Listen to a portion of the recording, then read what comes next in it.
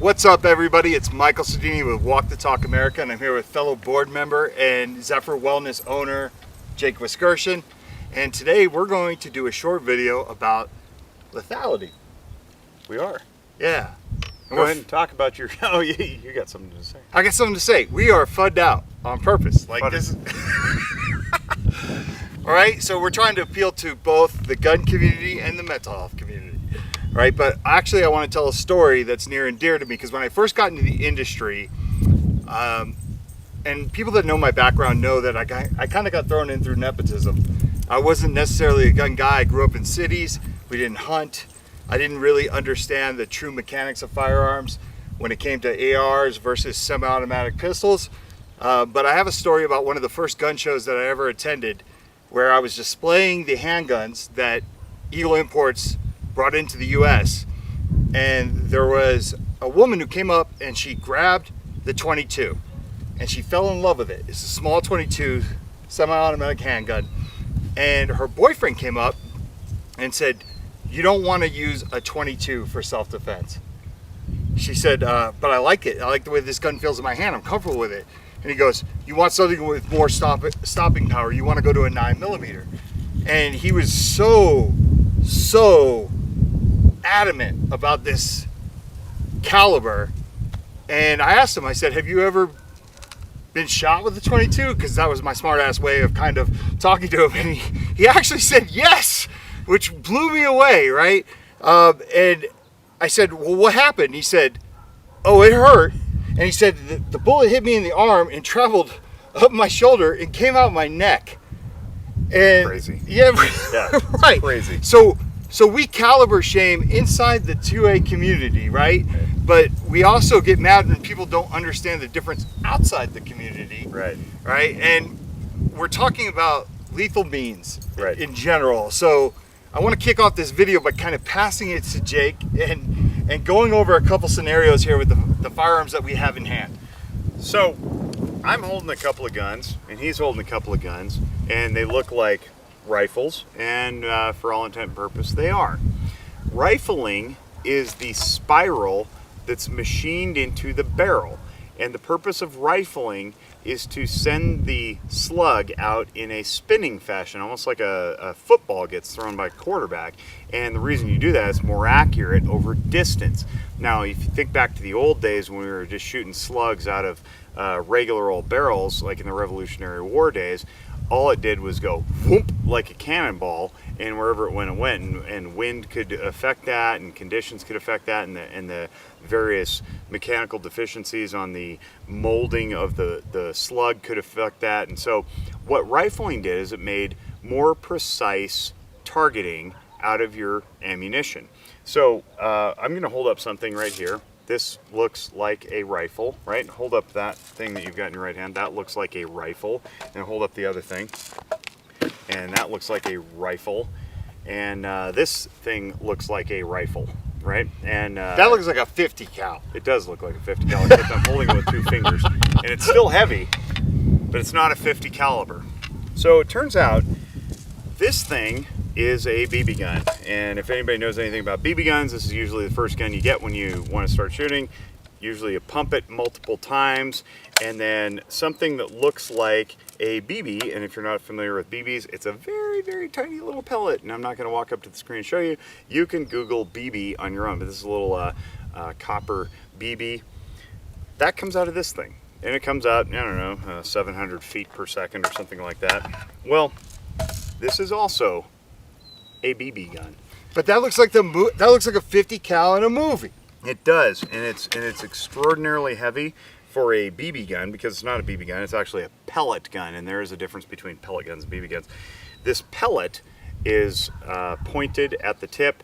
It's specifically designed for hunting small game like squirrels and rabbits and so forth. And this is what's known as a break barrel gun, where you break the barrel in half and you insert the pellet in there and you close it back up, and then it's ready to shoot. And it looks very menacing because it's black and it's big and it's got this handle thing and it's got a scope, and it turns out it only shoots something that size. Right. However, I swear that I saw Mark Wahlberg in a sniper movie shoot that and kill a bunch of people. yeah. Turns out if he tried that in that particular movie, he would not hit anybody from a distance, and they'd probably laugh at him. However, that little tiny pellet is approximately the size of what we know as the 22 caliber, and Mike can hold up the 22 caliber rifle. So I'm going to hold these up. Now, there's a bullet here and a pellet here, and the difference between the pellet and the bullet is that these two are either spring-loaded or pressure powered through carbon dioxide. Now there's little cartridges, and I don't happen to own one of those, where you can screw in a carbon dioxide cartridge, much like your paintball guns, if you own paintball guns and you use carbon dioxide, and it propels the thing out with force. So it's a projectile weapon, just like any other firearm, but there's no fire. In this, you have some gunpowder in the casing, and when the hammer strikes the end, it ignites that gunpowder, Propels? It provides a compression, that's what I was trying to say, to propel the bullet out the end. And so that shoots this particular cartridge, and it does it one bullet at a time. You can see the lever on there. That's what we know as a bolt action rifle. You shoot it once, you have to load in another bullet and shoot it again. Now the interesting thing is that if you watch our other video on the AR-15, the slug of the AR-15 is approximately the same size as the 22 caliber. That's because the 223 cartridge is the same size slug as the 22 cartridge, .22, .223. It's a negligible difference. A little larger, but look at the casing. The casing is much larger, and that's because there's so much more gunpowder in it that goes out the end of that rifle so much faster. It's able to knock down much larger things like people and animals. Hold up that guy for a second. So that's a pretty normal looking gun. It's got a wood stock, and not like the concert that people went to in the 60s, but the stock of the gun is made of wood, and it looks friendlier, some would say. Problem is, if we look at the AR-15 cartridge compared to the 30-06 cartridge, it's a much more lethal round, because not only is the slug bigger, the casing is much larger and it's got much more gunpowder in it. It's easier to knock down large things, i.e. cause more damage and be more lethal than the AR-15 cartridge. So when people say the AR-15 is like the deadliest gun, or it's a baby killer, or it's a weapon of war, turns out if you really want to inflict some damage, you're going to take the bigger bullet. And this is a pretty big bullet coming out of that gun, comparatively. Talk a little bit about the difference here and why we're so scared of the other one. Well, simply because it's optics at this point, right? It's optics. When you look at something and your mind sees a wooden frame and says that's safe because that's what my grandfather used to hunt with, and that's what we had in the house and had access to, and then you see something like that looks a little bit more menacing, I think it's a mind trick being played on you, which is understandable because it took me a long time to get it. Jake, how long have you been in the firearms, like the industry per se, right? About a year and a half. About a year and a half, right? That we met because I was the gun guy and he was the mental health guy.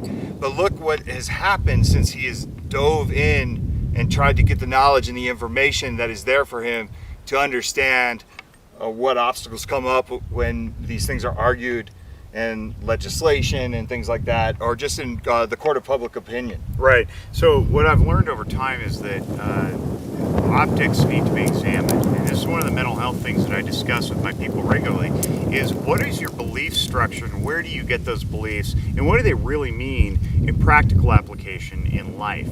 If you believe something to be scary, analyze why you think it's scary.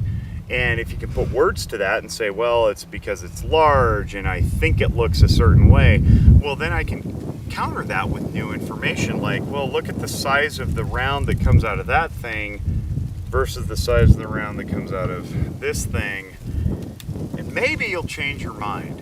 maybe you won't be so rigid, maybe you won't be so judgmental. And I think that's what we're trying to do here, is educate people that looks aren't always accurate, and perhaps performance isn't always accurate. If you look at the pistol versus AR video, you'll see that they're mechanically the same thing, and people get all up in arms over the AR, but they don't get all up in arms over the pistol. If I show you this, you're gonna be like, that looks awfully scary and I want to not be around it. But if you look at that, you go, well, you know, people hunt.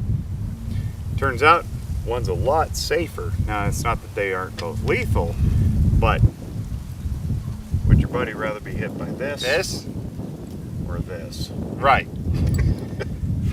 On behalf of Walk the Talk America, I am Jake Wiskerchen. This is Michael Sodini. We appreciate you listening and watching. If you'd like to reach out to us, please email us at info@wtta.org. We know we don't know everything. We're welcoming your opinions in. We invite them in. We invite dialogue and conversation, because this is how we all get safer and move forward and save lives. Have a great day.